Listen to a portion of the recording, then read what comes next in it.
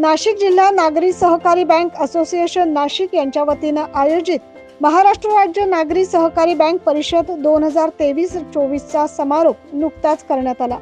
नाशिकच्या दादासाहेब गायकवाड सभागृहामध्ये विविध मान्यवरांच्या उपस्थितीत या 2 दिवसीय परिषदेचे आयोजन करण्यात आलं। यावेळी नागरी सहकारी बँकांना इन्कम टॅक्स मध्ये सूट देण्यात यावी, अन्यथा इन्कम टॅक्सचा दर हा 10% करण्यात यावा।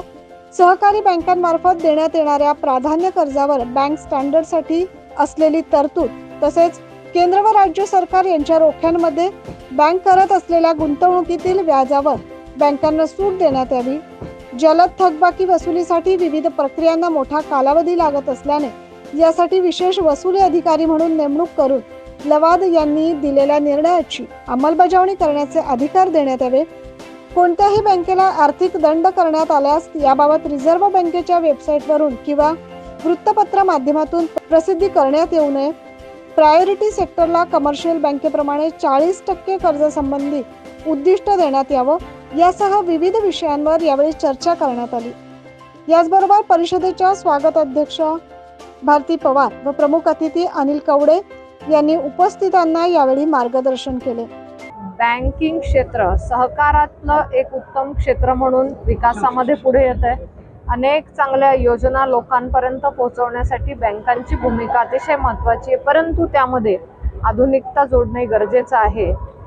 त्याचबरोबर आत्ताची परिस्थिती, बँकांसमोरची आव्हानं असतील व काही समस्या, यासाठी सुद्धा या परिषदेतून चांगल्या पद्धतीचा चर्चासत्र आयोजित करण्यात आलं। चर्चासत्राचे विषय तज्ञांनी अतिशय चांगल्या पद्धतीने मांडले आणि ही परिषद नाशिकमध्ये होत असताना जसं विश्वास ठाकूरांनी सांगितलं की हा महाकुंभ सहकारचा आम्ही बघतो, तर नक्कीच या महाकुंभातून साररूपी अमृत निघालेलं आहे आणि त्या माध्यमातून काही भविष्यासाठी मागण्या आहेत, सूचना आहेत, त्याचाही आम्ही पाठपुरावा करणार आहे। त्यांच्या सर्व सूचना घेऊन आम्ही देखील केंद्रीय मंत्री माननीय अमित शाह यांची भेट घेणार आहे। त्यांच्याशी आम्ही या मागण्या पूर्ण करण्यासाठी पाठपुरावा करणार आहेत आणि मला वाटतं स्थानिक प्रश्न आमच्या एनडीसीसीचे बँक्स असतील किंवा शेतकऱ्यांच्या येणाऱ्या अडचणी असतील बँकांमधल्या इतर, त्यावरही चर्चा झाली।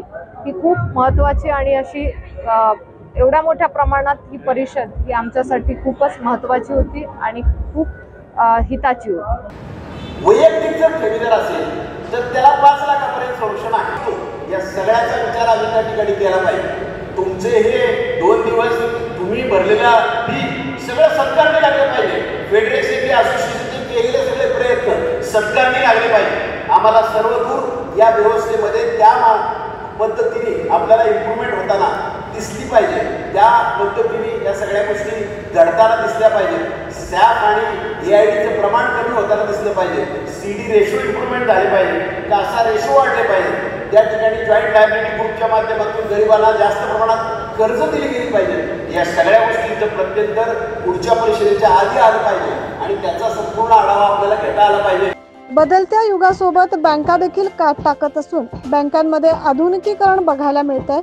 हे बँकांच्या प्रगतीचे लक्षण असल्याचा विश्वास यावेळी निमंत्रक विश्वास ठाकूर यांनी व्यक्त केलाय। अतिशय यशस्वी अशी ही सहकार परिषद झाली तर वावगं ठरू नये। ही सहकार परिषद 2011 मध्ये ह्याच ठिकाणी झाली होती आणि त्यावेळेला सुद्धा जवळपास 2,000 ते 2,500 वेगवेगळ्या बँकेचे संचालक उपस्थित होते।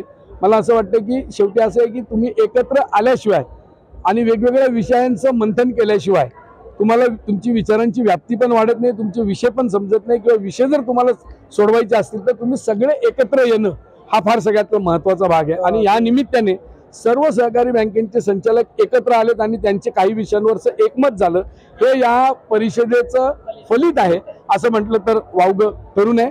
सहकार विभाग केंद्रामध्ये वेगळा झाल्यानंतर अमित शाह साहेबांनी सहकाराचे खूप प्रश्न मार्गी लावलेले आहेत। अनेक प्रश्न मार्गी लागण्याच्या स्थितीमध्ये आहेत आणि आम्हाला खात्री आहे की येत्या 6 महिन्यामध्ये त्यांच्या नेतृत्वाखाली आमचे सर्व प्रश्न हे जवळपास सुटलेले असतील। सहकार क्षेत्रातील विविध प्रलंबित प्रश्नांवर विचारमंथन यावेळी करण्यात आलं। यावेळी विविध अर्थवेध स्मरणिका मुख्य प्रश्नांचं प्रकाशन देखील करण्यात आलं। दरम्यान या परिषदेला सहकार राज्यमंत्री BL वर्मा, सहकार परिषदेच्या स्वागताध्यक्ष डॉक्टर भारती पवार, आमदार सीमा हिरे, अजय ब्रह्मेचा, डॉक्टर शशी आहिरे, विवेक जुगादे, स्मिता मालपुरे यासह विविध बँक पदाधिकारी आणि कर्मचारी उपस्थित होते। 9 न्यूज महाराष्ट्रासाठी प्रतिनिधी योगेश सोनवणे.